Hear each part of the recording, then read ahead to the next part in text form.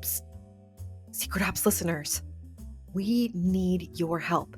Click the link in the episode description to take a quick survey and potentially win big. All right, on to the show. In my generation, I had a list of tasks and I would go get my work done, and somebody else would have their task. I didn't really pay too much attention to what they were doing, right? I just need to get my stuff done. Gen Zers, they want to know their tasks, but they want to know two other very important things. They want to know the why, like what's the company goals and objectives and what's the vision for the quarter, and do I buy into that or not? And that may even affect if I have that job, if I don't buy into those items. They also want to know what their team members are working on, and they want to be able to comment on those or high five or give an emoji, because they need that constant collaboration that they're used to with Facebook or Twitter or different social programs that they use. Welcome to Secret Ops, the podcast uncovering the world of business operations, one episode at a time. I'm your host, Ariana Cafone, and on today's episode, we have Jon Darbyshire, who is the CEO and co-founder of SmartSuite, which is a no-code workflow and automation tool. This episode was unique in the sense that we have got somebody with Jon who is not only a CEO who has invested in over 400 businesses, but he also himself is an operator. He is an operations nerd, like all of us. And I will tell you, the amount of times that we say the word process in this interview is going to be exciting for some and tragic for others. But it's just a phenomenal conversation, and the wealth of knowledge that he brings into not only SmartSuite as a business, but to the conversation is super enlightening. I hope you enjoy. Jon, welcome to Secret Ops. It is fantastic to have you on the show. Thank you for being here. Oh, it's a pleasure. I'm looking forward to getting into all things ops here in the next hour. Well, like all of our guests, I got to start with your journey, and your journey has been so interesting. I've got a gazillion questions, but I would love to know where you started early in your career and how you got to co-founding and being the CEO of SmartSuite. In college, I majored in finance and accounting. So that kind of started my journey kind of into that world. And I very quickly realized that I didn't want to do tax or audit type of work. I really gravitated towards the consulting side. And I really started to excel. I worked at Ernst Young, and I found that I was a process person, and Ernst Young is all about process. And that's where I began to kind of excel in that part of my journey. Became a partner at Ernst Young very early in my career and had the chance to manage one of their global consulting practices. So our goal at that point was to build processes in place that we knew worked, right, in certain areas, and then to replicate that across the world with thousands of people performing that same type of work. So that's where I really kind of honed in on my skill set as an understanding the value of process in building things that's there. Can I ask, because I think people are scared of process, and I'm already going to ask you more questions. What drew you to process? What was it about that just made your brain say, yes, I want to do more of that?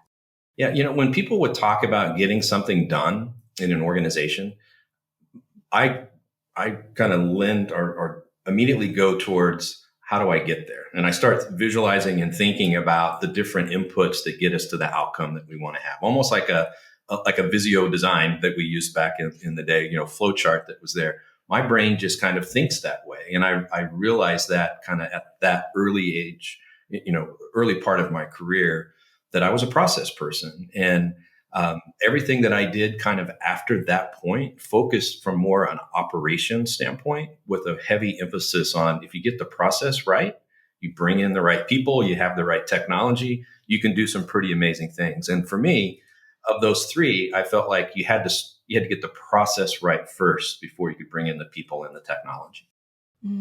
How do you think the process is informed by the people? Because you do need to set that up before you bring more people on, but obviously you need the people to then inform the process.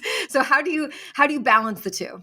Yeah. So when I talk about having it right first, like you typically have a core team of people that are working on things. And then what happens is you need to expand that team into different geographies or different parts of the company. Like it continues to grow. And that core 4 or 5 people that really hone in and understand the business process and the process that you need to put in place to get the right outcome, like is super important. And once that's right, it makes it easier to hire people. They know where they fit into the process. They kind of know what their role is. They know the outcome that you're looking for. And that changes over time as things grow. But at the beginning, like it's super important to get that 80, 90% of the way there before you start bringing on a lot of additional people. Yeah, it's like getting the key spokes in a bicycle wheel. You want those foundational ones before you start going too fast down the hill. When it comes to Ernst Young, I mean, you were the youngest partner. That must have been quite an experience. What was that like? What did that feel like? How did it happen? Yeah, it was interesting. I was at their competitor, Price Waterhouse, and I was running a Midwest region for Price Waterhouse, and we were doing really well on the consulting side. And one of the things that we did was we brought in a lot of visualization into the process dynamic, starting at the proposal stage, and then all the way through what we delivered back to the customer, so they could actually see it, touch it, kind of feel it that was there. And our win rates were really, really high.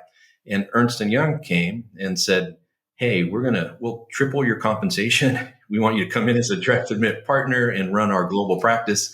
And I said no for a period of time. And finally, it just hit me that it was just, they were offering so much and such a big budget to go do something that I went ahead and made that switch. And it was a great switch for me because I came into a situation where I was a national partner reporting to some of the leadership team at Ernst and Young. So I just got access to people and information that I wouldn't have had if I would have stayed in my previous role.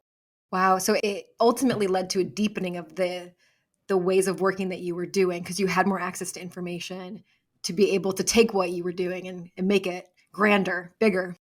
For sure. And I had access to people that have been doing this for a long time and were very successful at the leadership of BNY that became my mentors. And and not that they always shared everything with me, but I could watch and observe how they were managing and doing things at a very young age. And it really molded me, just in 3 or 4 years, it really changed how I kind of thought about business or consulting as a whole.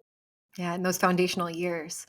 So after Ernst and Young, how long were you there for again? How many years? I was at Ernst Young 4.5 years. What was the next step in your journey?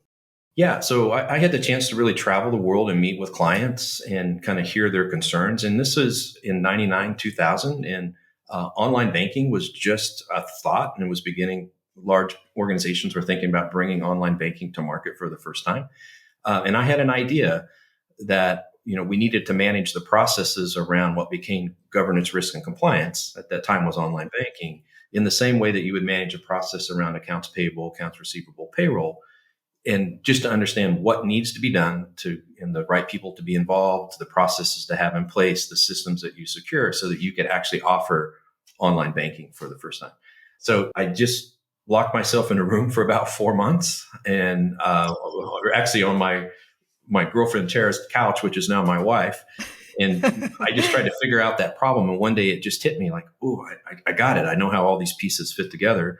We approached a customer and with a floppy disk with just an HTML prototype of how this might work. And it was EDS. And they purchased it 2 weeks later, paid us, did a 3-year commitment, a little over $1 million a year in commitment. And that's what started a company called Archer Technology. So I co-founded that with my wife, Tara, and actually my mother. So my mom ran operations, HR and operations. Tara ran sales and marketing, and I kind of ran everything else in the product side that's there. That is awesome. Yeah. What was that like? We were all really young at the time. And it was, I think we didn't know what we didn't know in that, like, we just jumped in and thought we're going to go build this company and have these great clients. And it just happened. It maybe even happened a little too easy at times that was there. I'd say like 29 of the top 30 financial services companies in the US became customers in the first 3.5 years. And then 75% of the Fortune 100 in like the next 6 years that was there. So we were working with some of the biggest companies in the world. And then we moved into telco and pharmaceuticals and tech, and like it just exploded for us. And we sold that company to EMC in 2010. That company is still around. They're the number one player in the space. The numbers are huge in the 600-700 million a year in ARR. And they're still in the same location in Kansas City, Kansas, or Overland Park, Kansas, where we started the company, which is really cool. Same building, same everything. They just continued to expand. They now have thousands of employees. employees that are there. So that was fun. And Tara and I decided after that, we started a family foundation and we thought we would just retire. I can tell you that after 2 or 3 years of retirement, I realized that I didn't want to retire. I kind of lost my passion of getting up each morning. Like, what am I going to go do? I played golf every day for a year. At one point, we traveled, like just trying to like stay busy. And I kept coming back to, I love working with people and processes, and I didn't want to get away from that. So at that point, we started investing in a lot of startups, hundreds of startups we invested in, both directly or through venture funds. And I became more of an advisor. And I very quickly realized that that wasn't my passion either, that I wanted to actually get in and do the work and build things. And the entrepreneurs I was working with, they didn't want an investor coming in and doing work with them. Like, it's their business that's there. So I finally realized, and I think my wife, Tara, told me that, hey, you've got this idea that you've had for the last 15 years. You need to just go flush it out and build this new product that's there. And that idea was to build a no-code platform that could help organizations manage any business process in their company. And we often refer to processes as workflows. And a workflow could be something like accounts, like sales or marketing or product management, software development, HR, those types of things. Or it could be projects that you're doing that have people that have due dates and assignments. And what's unique about SmartSuite that we wanted to bring together is we wanted to bring together the traditional task management and some of the process relational database products together into one platform. So you didn't need to have 4 or 5 or 6 different products to kind of manage your business. We give one platform that would help organizations kind of have one place to come to manage their business. And the value from that is that when employees come in the morning and you need to onboard them for the first time, it's a single product that you're kind of onboarding. When people leave, you need to offboard. You don't have data in 6 or 7 different places that you're worried about trying to go find that information for the next person, maybe that's filling that role. So there's a big need for that, but it also took a lot of time. It took us 3 years with about 100 developers to build the core platform before we released to our first customer. So this isn't a small little project management type product. Think of it's more like an SAP, but for managing any process in a business. And our customers range from 1 or 2 users to Fortune 100 companies, kind of everything in between. Oh my gosh. I am trying to think of all of the moving pieces with 100 developers that you are navigating. Right. What was that product development process like for you? I mean, how did you start it? Because you obviously had so much experience, not just from your working life, but then investing and advising. Did you come in with a clear idea of what you wanted it to look like and function, or were you starting from scratch? Meaning, get around a table, grab a piece of paper, figure out what this could look like, figure out what the functionality looks like. How did it all start? Yeah, I have a coffee shop that's down the street that I call like my office for that first year. And I spent maybe the first 4 to 6 months writing a 1,200 page requirements document in a Oh Google my Doc gosh. to just show how everything fit together. Because before we could start development, I needed the developers to understand the vision and how the pieces fit together so that we could talk about the architecture of what needed to be in place to support that. We couldn't just jump in and start developing on day one. So that was it was a lot of time to kind of create that document that's there. And then the next phase was I need to hire a development team, right? And, hiring 100 developers, that's a lot, to make that happen. The first thing I did was I made a decision that in the past, I'd always built a company and hired people 30 miles around, from where that office was located, right? I made a decision that I just wanted to hire the best people wherever I could find them that kind of fit in culturally with what we wanted to do. What happened was, as I was going through the first part of that journey, I found an individual in the Ukraine. I'd never been to the Ukraine, didn't know much about it, to be honest, 4 years ago. But I kept coming back to this person online and having great conversations. And I said, I'm just going to come see you. Let's spend a week together. I want to show you what I want to do. And in the first couple of hours, I realized I found the person that I want to be the first developer and start building the team around that's there. And then the second person was, we spend a lot of time on the UI of SmartSuite that maybe we'll talk about in a little bit, but I wanted to find a designer that had didn't have all my bad habits from the past on the way that I designed things. I wanted like a fresh new look that was focused on millennials and Gen Zers. And of all places, I found him in Bulgaria. So I went to Sofia, Bulgaria, met with Stoigan, spent a week with him. He is a rock star. And, that's where the team started was with those two hires. And then it's kind of blossomed over time. All right, well, let's just jump into the trifecta because I've got so many follow-up questions to that. So to remind my listeners, the trifecta is how we define operations in the simplest way possible, which is it's the fusion and the harmony of people, process, and technology. So, let's kick off with people because we wanted to talk about how design and technology and users are being married together to support each other. So let's dive into the design side of things. What I have to ask, what was it about your bad design habits? Like, what was a bad design habit for you that you wanted to break? Well, if you go back 20 years when I created the original designs for Archer Technologies that was there, the things that we could do were very different than what's available with technology today. So the screens were just a little more boring. The font selections, just the controls that we could put on a page, not as colorful. I also often refer to that as, this is not your dad's software, meaning like that's what was built 20 years ago. SmartSuite is built on the latest, greatest technology that allows us to do things faster. It's much more performant. And when you start talking with millennials and Gen Zers that come from a different background of the fabric of collaboration is built in everything that they've done using devices from a young age. They expect all those collaboration types of things to be built in the product, but they also expect it to be colorful and interesting.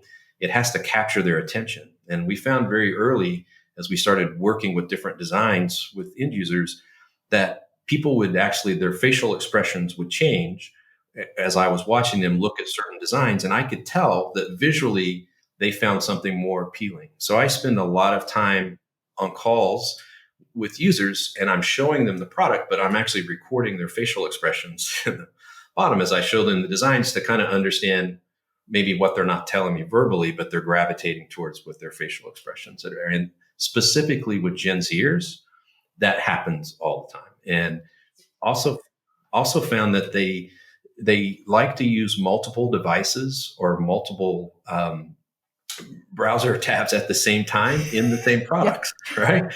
And it's more common. That doesn't happen that much in my generation, but it happens every day in the millennial Gen Z kind of world. So we built things understanding that so that when things are updated, maybe on your iPhone, it instantly shows on your browser screen because you're sitting right there as well. There's no delay. It just happens. And those are all like new fun techniques that I couldn't take advantage of 20 years ago that are available now. Wow. So the canvas was different. Your paint colors, you had more paints to paint with. Lots of color. So literally just the options, literal options to be able to do all that. It's so funny. I definitely didn't even think about how I always use two screens next to each other. I always have multiple things. I'm always having my phone. My husband makes fun of me because I've got like a million screens. I got an AirPod in. I'm looking like a crazy person, but that is sort of the norm of how our brains have been wired as because we're raised with technology. So you sort of get embedded into the tech, even though we're not fully embedded yet. Yeah. And I'm a big believer that tech can have a big influence on the culture of a company. And we've tried to design SmartSuite in a way that helps build culture, that it's fun, it's interesting, it's very collaborative. With a single click at any point, I could be talking with somebody else on the team, or I could see what they're actually working on. And this is a big one from Gen Zers that we found is that, in my generation, I had a list of tasks and I would go get my work done and somebody else would have their task. I didn't really pay too much attention to what they were doing, right? I just need to get my stuff done. Gen Zers, they want to know their tasks, but they want to know two other very important things. They want to know the why, like what's the company goals and objectives and what's the vision for the quarter? And do I buy into that or not? And that may even affect if I have that job, if I don't buy into those items. They also want to know what their team members are working on. And they want to be able to comment on those or high five or, give an emoji because they need that constant collaboration that they're used to with, Facebook or Twitter or, different social programs that they use. Yeah, it was so funny. I was helping a client write some documentation, and the first thing I go is like, you got to talk about the why we're doing this. Like, why should they even read this thing?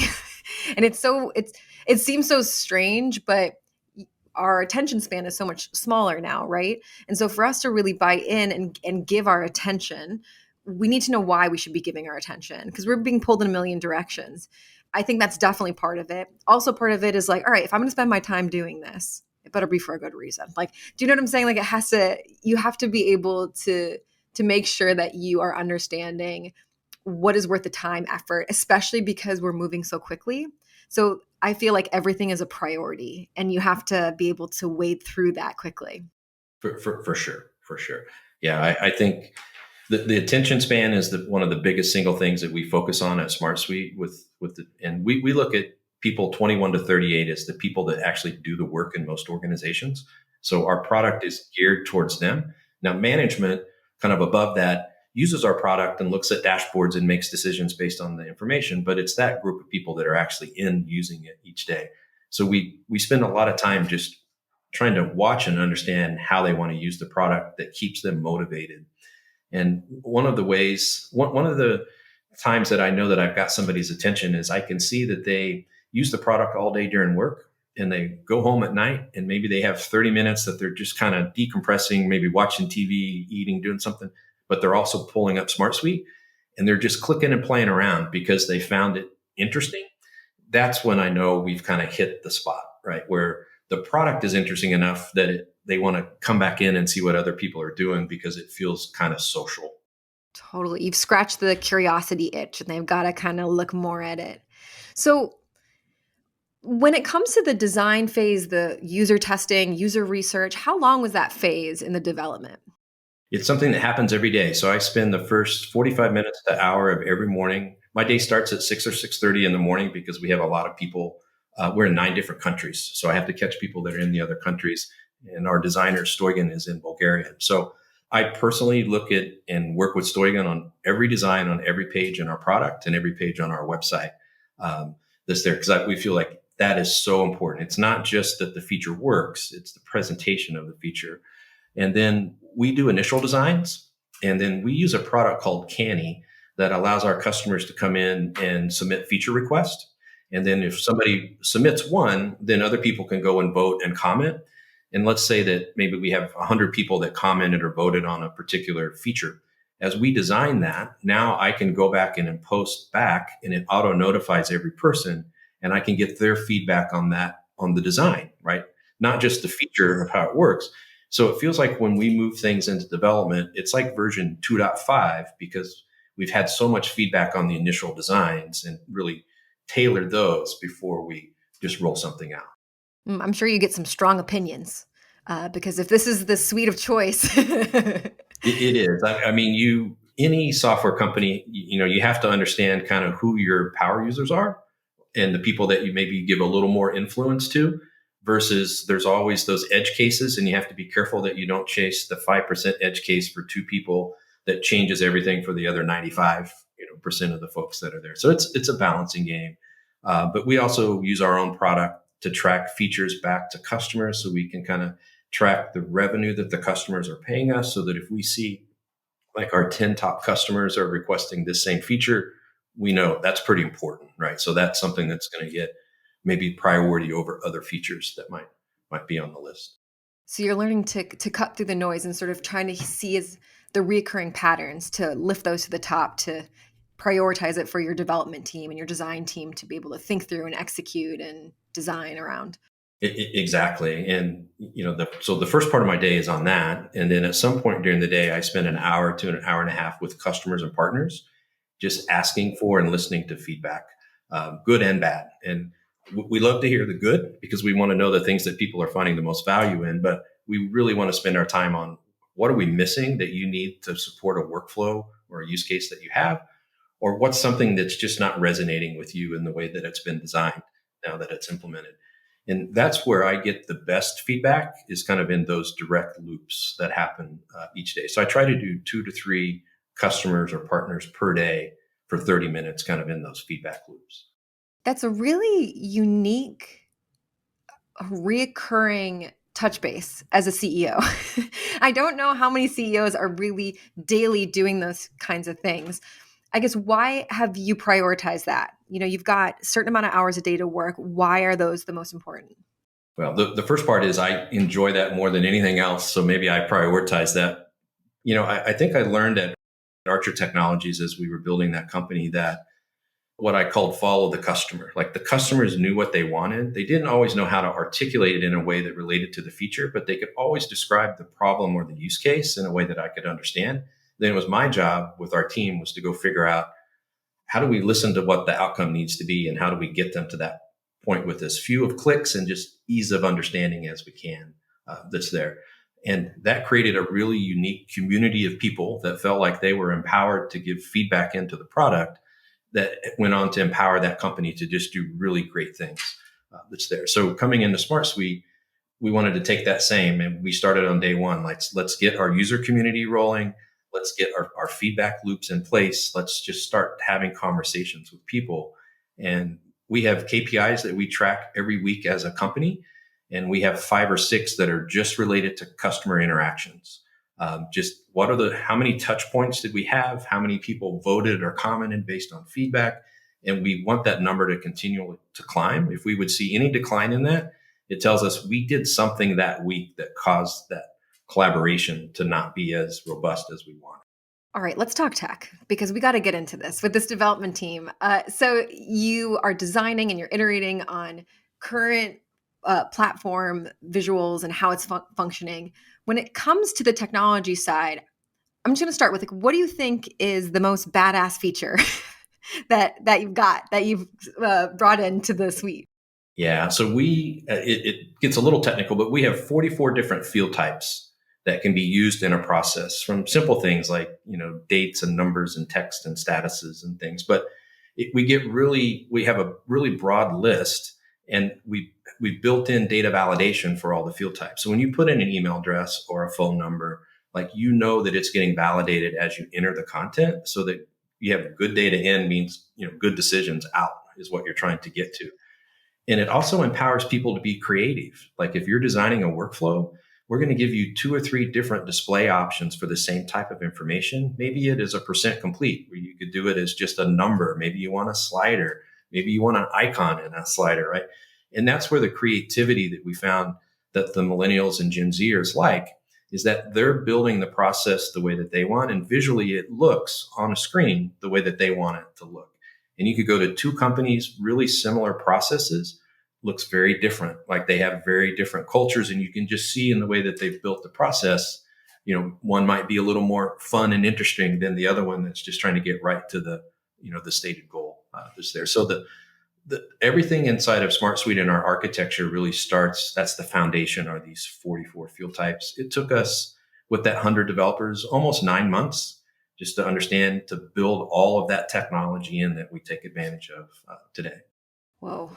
The thing that I have found being able to customize your own view is the level of adoption of process within a team just goes way, way, way up. So, for example, any tool, if you're forcing someone to work in a particular way, especially a visual way, there's resistance because they've got their own way, they've got their own tools, and you're sort of slowly just trying to get them to come to join the rest of the team. Whereas if out the gate you're saying, listen, the data, the foundational blocks of what we're doing, it's the same, it's consistent, it's being validated, but you can choose how this is going to be visualized within your view.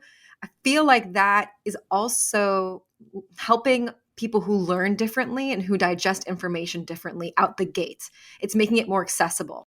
The most common way to look at data inside of processes is a grid, right? It's just simple. You put the data elements in there. That's like your dad's way to do things, right? But, you can, in SmartSuite, you can flip that to a calendar view or a timeline view or a Kanban view or a card view or a chart or a dashboard or a form, to do just what you were saying. In that I may want to see stuff in a calendar of what I need to focus on versus seeing it in a Kanban that somebody else likes to work in each day. The data behind doesn't change at all. It's just the visualization of how you're looking at the data can change. And then most execs tend to love dashboards, right? So they can come in and just in a few minutes kind of understand the health of a particular segment of the business or a process by looking at 5 or 6 different charts that they've said are important to them. And then they could drill in and kind of hone in on maybe the areas of concern that they need to focus on that's there. So we try to, by different groups of people, have different visualization options available as well. I feel like dashboarding, you got to have it out the gate now. Like it's a thing that every client wants. You got to have it. And especially when you're tying it to lower level actions or goals, and then even to the data, it has to go hand in hand. It's very rare that I have somebody that just wants to have one part of that pie, like only task management, functionality. They want to know how many tasks are being completed, when are they being completed, what's our burn rate, what are we, they it's not just the functionality, but it's how that is increasing productivity and your team's happiness and retention. It's all of those threads coming together. So you can make some proper decisions, right? For sure. Yeah, I think it's 2 areas, just like you said. The first one is I just need the information to know the health. And, that's a series of metrics that are comparing us from last week to this week or last month to this month against a stated goal that we might have. And then all the pieces that are in there. And then you've got the people that are doing the work that, they want to focus in on individual items. And it's not enough to have just a chart. They want to click on that little part of the pie chart that might be red. And they want to see those 5 elements to make up the red right now. And then they want to do one click to go in and work on those, right? So it's much more than just the dashboard. It's the dashboard, just the starting point to drill in to get to your work. Hello, fellow thinkers. Now, if you have been a loyal listener of Secret Ops, then you already know about our sponsors, Baron Fig, the company that makes tools for thinkers.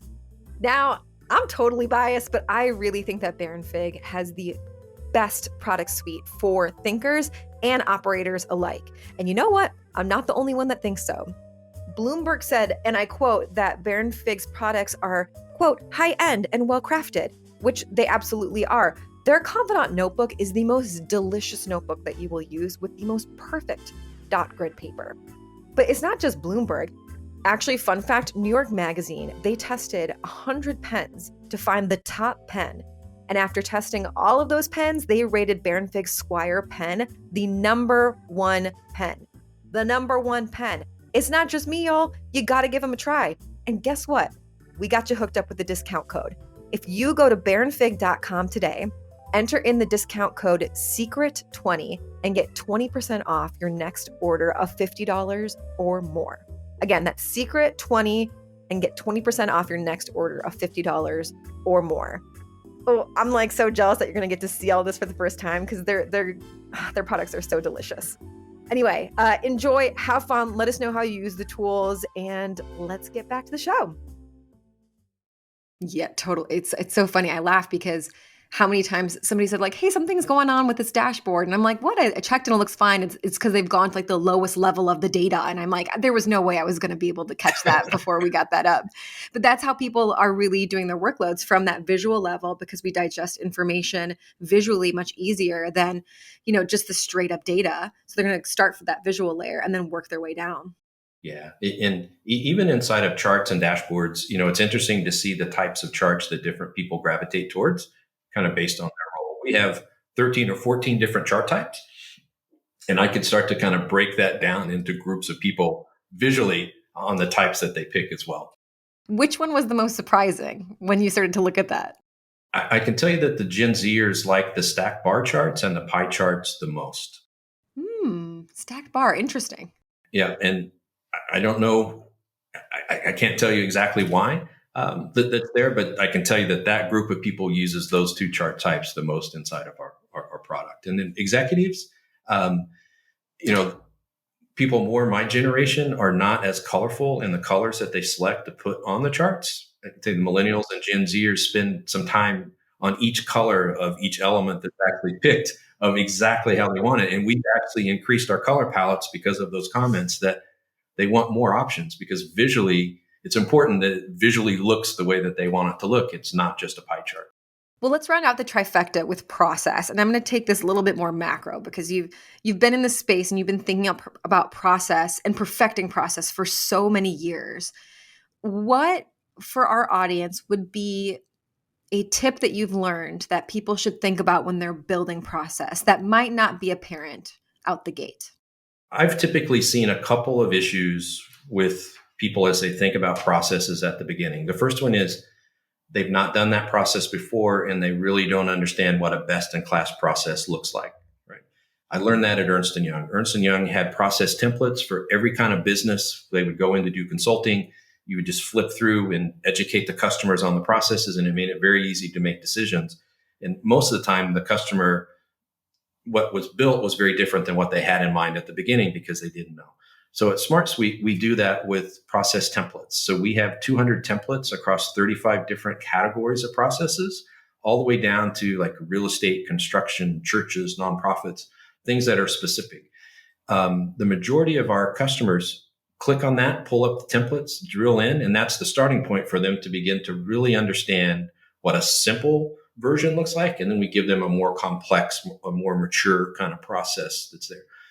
That helps them very quickly decide, oh, I want the simple. Like that's what I've got in my head. That's where I want to start versus no, I need the complex. And then they just tailor the process template that is there to kind of meet their needs compared to starting from scratch.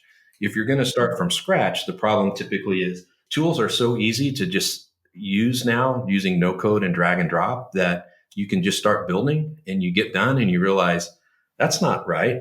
Like if I would have taken an hour and thought about the flow of the process and the people that were involved, it would have had a big impact on what I built. So we try to encourage our customers and provide them with examples of flowcharts so that they understand, even if you're not a flowchart expert, let me just take a piece of paper and kind of draw out what I'm trying to accomplish. It gets my mind thinking about how would I organize that, not just in SmartSuite, but in any kind of productivity tool. Oh my gosh, I love a flow chart, and I know that I'm with you. I mean that's how I love a flow chart. But it is funny when I have people that come to me and they're like, I need help with operations. And usually they're coming at me and they think they know what they need. They think they know the solution of what's causing the problem. I would say 90% of the time that is not the problem, or that is a small percentage of the greater problem or the operations that we're trying to build. And the interesting mindset shift has been changing people from, just because you're building something doesn't mean that you're progressing something. Meaning building is not meaning that you're being more productive or that you're doing something well. It just means that you're building because it feels good. Sometimes you have to take a step back. You have to, get a piece of pen and paper out, go and really figure out, how is each of these pieces connecting? How are each of these technologies, and how is our team going to use all of these things to really be able to get to where you want to go faster? It's a hard mental shift, though, in that. I find it very difficult. So having that best in class template makes a lot of sense to me. Most people don't need to reinvent the wheel. You did, obviously, because that's just that's Jon's way. But like, not everybody needs that. Yeah, for sure. And that's the biggest part of what we provide that helps people get started faster. And it's part of that education process that's there. And then we provide videos around processes as well to help other customers share with the customer, like how they've implemented that process to give them ideas. And I'll tell you, another big problem that we see quite often is that people have a process in place that they've inherited over time. And you would ask them, why do we do this? And they're like, I don't really know. I just collect these 20 pieces of information every day when I do this task. And you look at the outcome and you realize none of the charts, the graphs, the reports that they're looking at includes some of the information that they're capturing each day. It's just kind of mindless work that's happening that's there. So we like to spend time to really understand, what is the outcome? What do you want to see? Let's look at the data that we're collecting and let's get rid of anything that we're actually not using that's in there. And that happens more than you would think in more established companies where the process was set maybe by somebody that no longer has the job. And now I'm in that role, that's there. Definitely. Also, I think people who like process tend to over process things. And that's where you get a lot of those steps where they're just like, let's just get it all written down. And you ultimately want the minimum viable steps that you need to get the job done well. That doesn't mean you need the most, but that is, again, another shift. Making something simple is really hard. But to do that, you're going to save, so much time, money, your team sanity, all those pieces. Yeah. The other part of that is, in today's world, you can automate pretty much anything in any type of productivity tool, and we call them automations now, where I can go and say, if these two things happen, go do these two things over here, right? When this trigger happens, do these actions. And we like to spend a lot of time seeing what people do and then say, I think we can automate like 20, 30, 40% of what you just did. You don't have to do that. You don't have to click here and then go over here and do something because you did it here first. Like, we'll just make that happen for you. And then it gives people more time to kind of think about and understand, the work that they're doing. They can work a little smarter, think about the outcomes that are there. There's nothing like the moment when you automate something for someone who didn't think it could be automated, and they're just like, you could just see the light bulb click. I've especially found that on finance teams where I'm like, I think we can automate that folder creation and you don't need to do that. And then it's like, let's automate everything, which is it's a very hilarious after effect. But let's get to the inside scoop, because Jon, I want to pick your brain in this area in a little different fashion than we normally do with the inside scoop, where we essentially get pieces of advice from you in a way that maybe we haven't heard it. So what I would like to start with is, having invested in over 400 companies, what did you look for when you were to invest in a company? What were some factors outside of revenue potential, profitability? What were some operational features that you were looking for? Let me first tell you about some of the mistakes that I made, because that tells even a better story on that. Because love a mistake, made many of them. I tended to get very excited about, at first coming in, the idea that people had and the potential that it could have from an economic standpoint. And I had some friends at Bain Capital that when I would start investing, they kept coming back to me and saying, Jon, it's all about the people. Don't worry about the product. Great people do great things.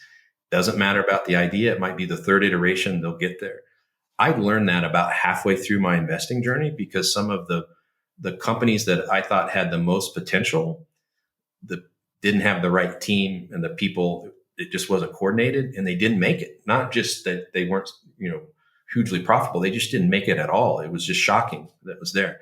And it led me to really understand how much time you need to spend with an entrepreneur and the people around the entrepreneur that are on that team, to see how they interact with each other. And there's different types of entrepreneurs. There's some that are in the weeds on every detail, and there's some that are more high level, empower people to get in the weeds.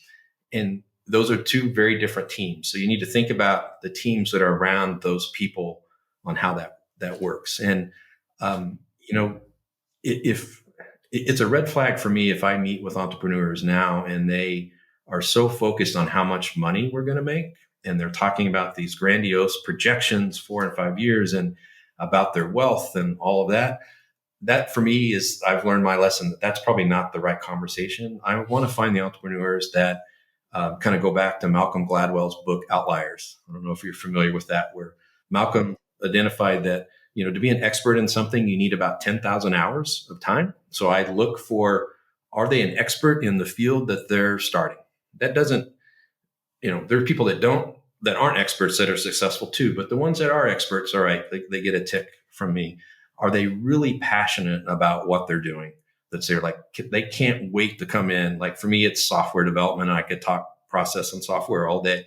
If they don't love the idea, they're just doing it for some other reason, I don't give them that check mark kind of in that box. So when I look at, do they have the experience? Are they passionate? And then is there a market opportunity for what they're wanting to do? That's there. When those three things come together, that's when I now get excited about investing. It also then makes so much sense why you really wanted to find the right people when you were first starting SmartSuite, because you know how clutch those initial hires are, because the culture is going to start from those initial people that join the team, and then it's going to grow from there. And having seen that, it really drove home that point. That's a really good key takeaway for me. What do you think is something that operators do that they should stop doing? Like tomorrow, if you were to say, operators, hear ye, this is my notice, I think you should stop doing this, what would that be? Yeah, this might sound weird, but I'm not a big fan of having a bunch of meetings every week and a lot of individual one-on-one sessions. Like, I feel like it's all that time is taking away from the customer or the product that you're trying to build. And you've got to find a way to have those types of conversations very quickly, and then move on so people feel empowered to get stuff done. It's there. So I'm a big fan of agile development, not just from a development perspective, but I like to use the agile methodology across every part of our business, which means that each morning for 15 minutes, each team does a stand up. And during that stand up, they talk about, here's what I completed yesterday. Here's what I'm focused on today. Do I have any blockers that I need some help from somebody to get done? Everybody knows what's going on. Like they feel like they're in the know, and then let's go. Right. And there'll be conversations throughout the day, but I'm just not a huge fan of scheduling too much, burden on top of the day with just a bunch of meetings that don't lead to a great outcome for the customer or product side. Yeah, I get that feeling when I'm in meetings and I'm just totaling up how much we're spending on this hourly meeting of 15 people. And I'm like, ooh, this is not worth that. Like, this is not worth that. We're not getting where we need to go on this. Now it's like consciously painful to go through those. Not because I don't love seeing people and engaging, but you also know that people get burnt out being on meetings all the time. You can only handle so much of that on a day-to-day basis. Yeah. And I think of, a lot of what happens in those meetings, if that information was available in a way that you could see it in a click or two and consume it on your own time in just a few minutes, you get the same outcome. And that's what SmartSuite is all about with the collaboration is, I've got my list of stuff, but if I want to see another team and what they're focused on of their objectives or initiatives for the quarter and the status, like just boom, there it is. And I don't need to have an hour meeting with 15 people to be able to get that. Totally. I've taken meetings from more, let's write something down on pen and paper. Let's create custom agendas every week to, hey, we're going to have the same agenda. We're going to dashboard all these things. You can view it anytime. And man, those meetings go like fire. And you actually end up having some really good discussion because in the past where you would spend 45 minutes doing status updates, instead, you spend 10 minutes looking at what you're constantly looking at from a dashboarding perspective. And then you can actually discuss what's going on, try and solve problems together, try and see where you need support. And it really, I do think it helps from a satisfaction perspective for the team because then they're using the part of their brains where they can really start to solve problems in different ways and enjoy that. It's not just checking a box. Exactly. Like what you said to me is we use KPIs in each process that we have inside of our own company. And we spend time understanding that you could have 20 KPIs, but what are the 4 or 5 most important? And let's focus on those, right? So we go into the meeting. There it is. How did we do against last week, last month, last quarter? If something's in the red, we know that's an area that we need to focus that conversation on. But everything is green and moving up. It's like, we're doing a great job. Let's keep doing, what we're doing there. We don't need to have any changes there. So as someone that has moved from operations into consulting for businesses, into, being a CEO and a co-founder.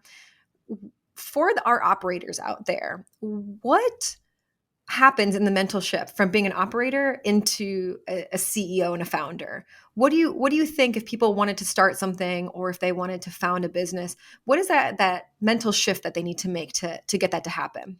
Yeah, well, the first thing I would say is if you're a really good operator and you have that 10,000 hours of experience, you're in a really great position to be a CEO and to start a company because you know what needs to get done, right? So a lot of great startup founders come from that background because they just have that knowledge that's there.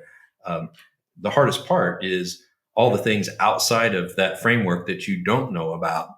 Maybe you're not a marketing specialist, right? Or you don't know product development and how that needs to get done. So it's important that you find a way to get comfortable with that very quickly, especially if you're a SaaS company that's there. And there's a lot of great SaaS founders that aren't product people. They just have a great idea that's there.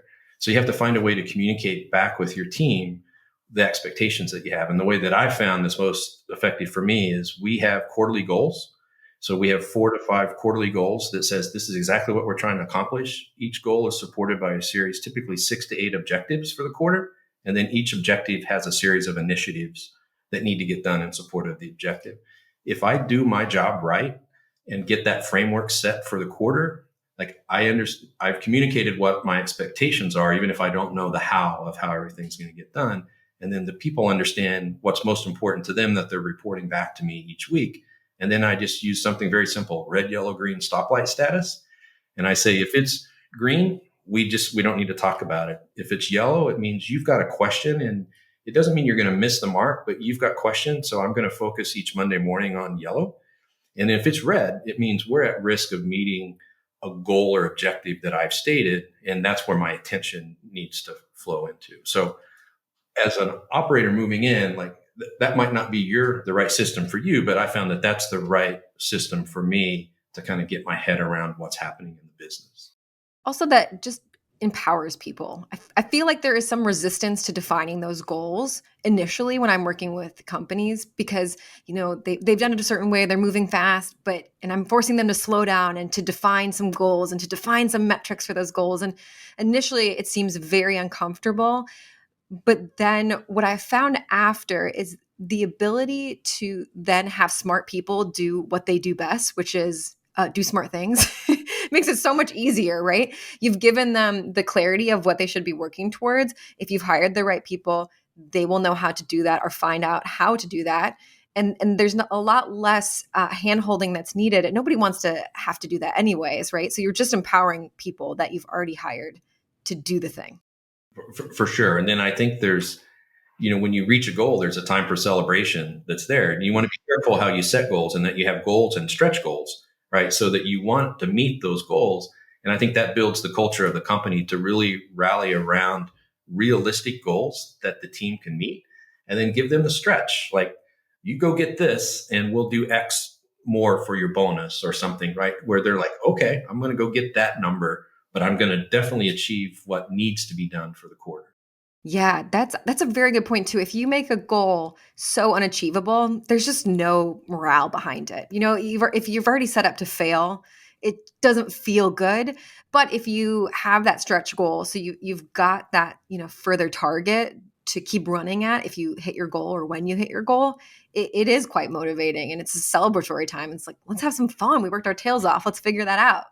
Yeah, and I think that's key to the culture, right? Like, if you have unrealistic goals and you're always hammering on people to meet those goals, it just becomes frustrating for them, right? If you don't achieve something and you're a really smart person, like, you're beating yourself up over that. So don't do that. Just set goals that make sense that you can hit, and then let's focus on one or two stretch goals as well. Last question with the inside scoop, which is, okay, let's say we're having somebody listen and they keep hearing process. They're like, Jon, Ariana, process, gross. I don't even want to go near that.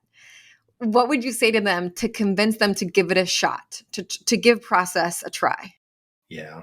Process is all about helping people work smarter in their job and understand their expectations of what they're doing each day and then the outcome that you expect from them. So some people don't call that process, right? Those are just, when you sit down and you do a plan for a person for the quarter or for the year, you kind of document it. I think of that as a process.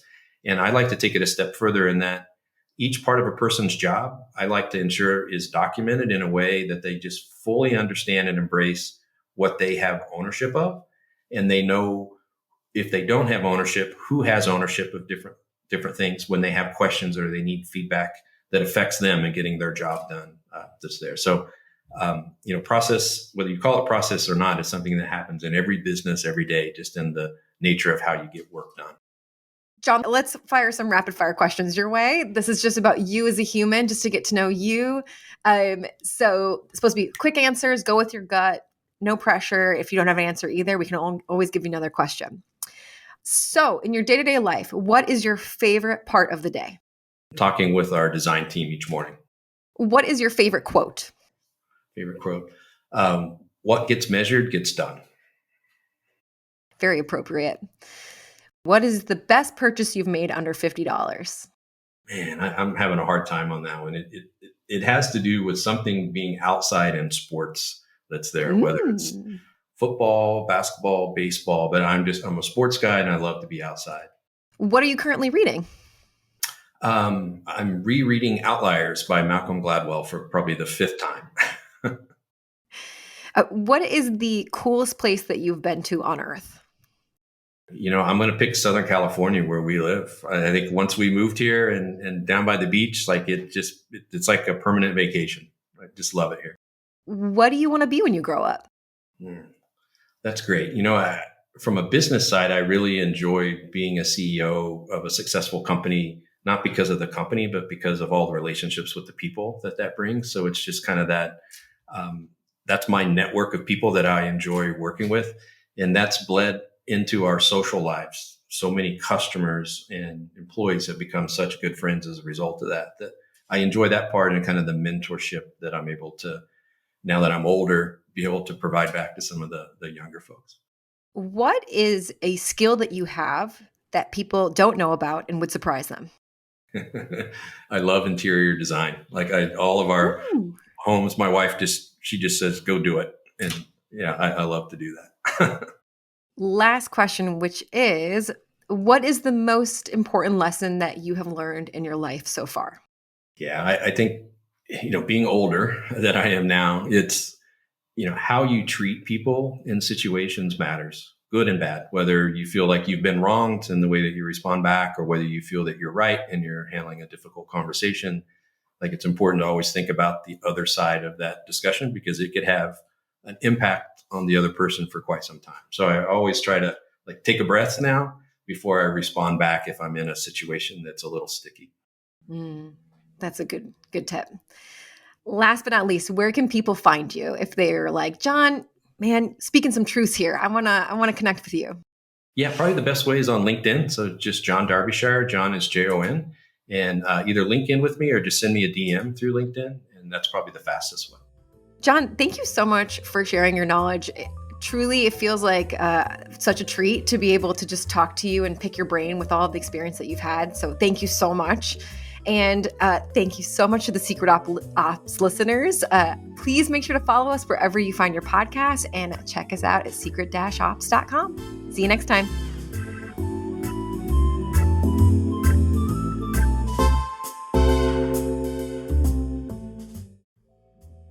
Hi, Secret Ops listener.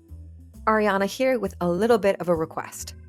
So over the last year, we have interviewed fantastic operators to learn how they do what they do. And I really want to know what feedback you have. So what we've done is we've put together an anonymous survey to capture what you like about Secret Ops, what you dislike, and what you think we should do with it in the future.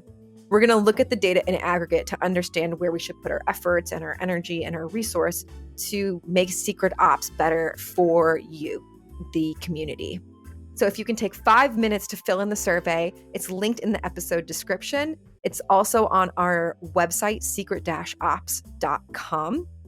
It's anonymous, so you don't have to enter in any of your personal details, but if you do want to enter in your email, you will be eligible for a fun little raffle prize. So again, if you can click the link in the episode description, give us your 5 minutes, your feedback, your brains. I can't tell you how much I would appreciate it. Also, thanks for just supporting Secret Ops and being a listener. I really can't tell you how much it means. Again, thanks so much. Appreciate the survey, and we'll see you next time.